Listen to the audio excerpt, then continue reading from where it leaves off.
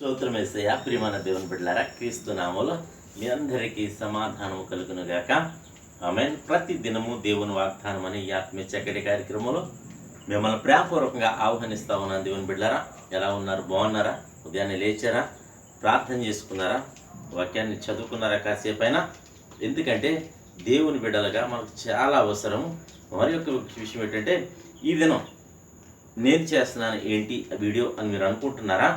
మరి ఈ దినము అభిషేక్కి జ్వరం గనక నేను తను చేయలేని పరిస్థితిలో ఉన్నాడు కనుక ఈ దినము నేను చేయవలసి వస్తుంది. ఈ వీడియో, ఈ వాక్యాన్ని మీకు అందిస్తూ ఉన్నాను.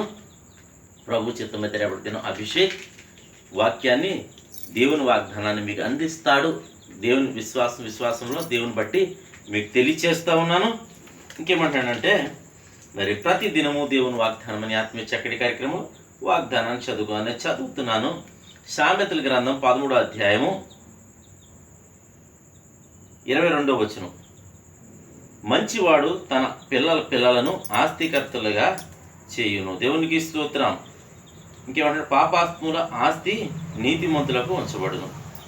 చక్కటి వాగ్దానం ద్వారా ప్రభు మనతో మాట్లాడుతూ ఇస్తున్న వాగ్దానం ఏంటి తెలుసా? నీతి. ఏమంటాడంటే, మంచివాడు తన పిల్లలను ఆస్తికర్తలుగా చేస్తాడట. దేవునికి స్తోత్రం. హల్లెలూయా. ఈ మంచివాడెవరు? ఈ ఆస్తికర్తలు ఎవరు? అలాగే ఈ ఆస్తి అనగా ఏమిటి అన్నది మనం పరిశీలించినట్లయితే, మరి మంచివాడు అనగా మరి మంచివాడు నీవు కావాలి. ఎలా మంచివాడుగా తీర్చబడతావంటే, ఎలా నీతిమంతుడుగా తీర్చబడతావంటే, ప్రభువైన యేసు క్రీస్తునందు విశ్వాసం ఉంచడం ద్వారా నీవు నీతిమంతుడిగా తీర్చబడతావు.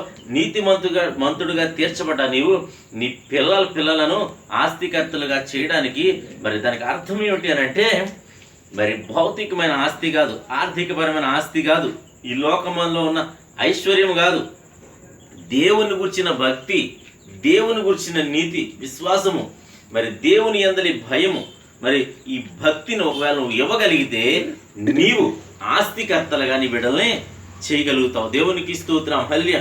ఎందుకంటే పరలోకపు ఆస్తిని నీ బిడ్డలకు నువ్వు దయచేయాలి. ఎందుకంటే నీవెప్పుడైతే మంచివాడిగా ఉంటావో, నీవెప్పుడైతే నీతిమంతుడుగా ఉంటావో, నీవెప్పుడైతే దేవుని యందు భయభక్తులు కలిగి మరి విశ్వాసంలో కొనసాగుతావో, నీ బిడ్డల్ని కూడా నీవు ఆస్తికర్తలుగా చేయబోతావు.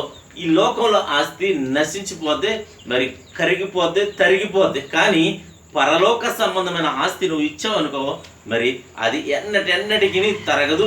అది నీ బిడ్డలకి నిత్యము ఆస్తిగా, మరి స్థిరాస్తిగా ఉండిపోతే అదే పరలోక రాజ్యము అని నీకు తెలియచేస్తూ, ప్రతి ఒక్కరూను మరి వాగ్దానాన్ని మీ జీవితంలో నెరవేరినట్లు మరి ప్రభువుని ప్రార్థనలో అడగండి. అలాగే అభిషేక్ను కూడా మీరు జ్ఞాపకం చేసుకున్న బిడ్డ చాలా జ్వరంతో మరి బాధపడుతూ ఉన్నాడు, వైరల్ ఫీవర్తో. ప్రతి ఒక్కరూ అభిషేక్ కోసం కూడా ప్రార్థన చేసి రేపటి దినం మీకు వాగ్దానాన్ని అందించేలా మీరు అందరూ ప్రార్థన చేయండి. అలాగే అనేక మంది వైరల్ ఫీవర్లు కావచ్చు, మరి రకరకాల డిసీజులతో ప్రతి ఒక్కరూ బాధపడుతూ ఉన్నారు. మరి వారందరి కోసం ప్రార్థన చేయండి. దేవుడి మాటలు దీవించును గాక. ఆమేన్. స్తోత్రము తండ్రి, వందనాలు యేసయ్యా. ప్రతి దినము దేవుని వాగ్దానం అని ఆత్మీయ చక్కటి కార్యక్రమంలో ఇస్తున్న వాగ్దానం, మంచివాడు తన పిల్లలను ఆస్తికర్తలనుగా చేయమని వాగ్దానం చేస్తున్నాం.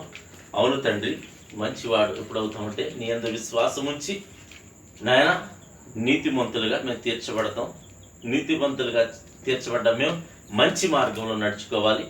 అలాగే మంచి మార్గంలో మేము నడుచుకున్న మేము మా బిడలను ఆస్తికర్తలుగా, పరలోక రాజ్య సంబంధమైన ఆస్తికర్తలుగా మేము చేయగలము కనుక నాయన అట్టి భాగ్యాన్ని, ఈ వాగ్దానాన్ని మా జీవితంలో నెరవేర్చమని ప్రార్థిస్తున్నాను తండ్రి.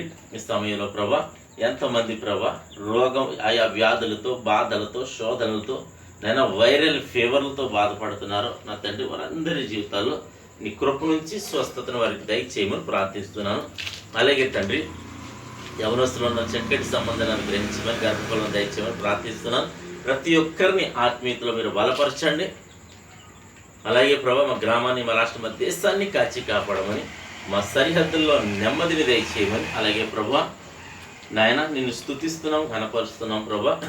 నా తండ్రి, ఈ దినం పెళ్లి రోజులు, పుట్టినరోజుగా జరిపించుకుని ప్రతి బిడ్డలకి క్షేమాన్ని, సమాధానాన్ని, సంవత్సరం అంతా దయకిరీటంగా ఉంచమని. అలాగే తండ్రి, ఎంతమంది హాస్పిటల్కి ప్రభా పరిమితం అయిపోయిన స్థితిలో ఉన్నారు, ఎంతమంది మంచాలకి పరిమితమైన పరిస్థితిలో ఉన్నారో ప్రతి ఒక్కరిని కనికరించండి తండ్రి. నీకు స్తోత్రం. ప్రతి ఒక్కరిలోని నేను ఆరోగ్యాన్ని, సంతోషాన్ని, సమాధానాన్ని దయచేయమని ప్రార్థిస్తూ ఈ దినం నీ బిడ్డలు చేయు ప్రయాణాల్లో, ప్రయత్నాల్లో, రాకపోకల్లో సమస్తంలో మీరే తోడండి మా పొందమని. ఈ దినం పెళ్లి రోజులు కానీ పుట్టినరోజులు కానీ జరిపించుకుని ప్రతి బిడ్డకి క్షేమాన్ని, సమాధానాన్ని, సంవత్సరం అంతా ఈ దయకిరీటను ఉంచి మీరే మాహిం పొందమని యేసు నా పేట అడుగుతున్నాను పరమ తండ్రి, ఆమేన్. నేను నమ్ముతున్నాను ప్రియమంది బిడ్డలారా, ప్రభు మీతో మాట్లాడి మిమ్మల్ని బలపరచాలని నమ్ముతున్నాం కనుక వీడియోని లైక్ చేయండి, షేర్ చేయండి, ఛానల్ సబ్స్క్రైబ్ చేయండి. దేవుడు నిన్ను నీ కుటుంబాన్ని దీవించును గాక. ఆమేన్.